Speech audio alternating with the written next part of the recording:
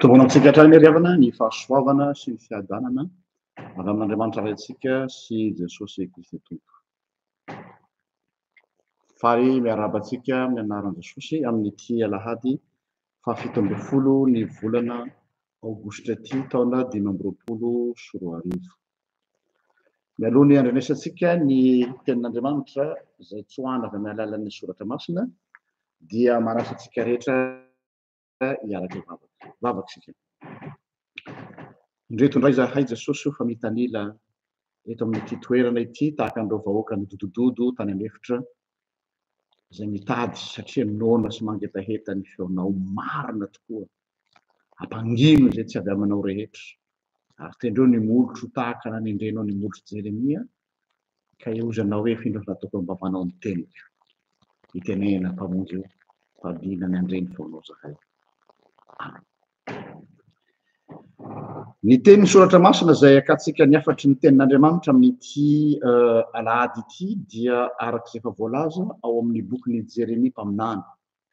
Jeremia toko faha 8 ny andininy fahaefatra ka hatramin'ny andininy fahafolo. Jeremia toko faha 8 ny andininy fahaefatra hatramin'ny andininy fahafolo.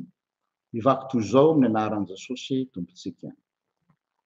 Dia hoy ny mpanapaka tamin'ny mpanjaka, trarantitra ianao, aoka hovonoina ity lehilahy ity fa mampiravoravo tanana ny miaramila izay sisa amin'ity tanàna ity. Mba amin'ny olona rehetra izy noho ny tenenany taminy araka izany teny izany. Fa ity lehilahy ity tsy mba mitady izay iadanany ity firenena ity fa izay ahatonga loza aminy kosa.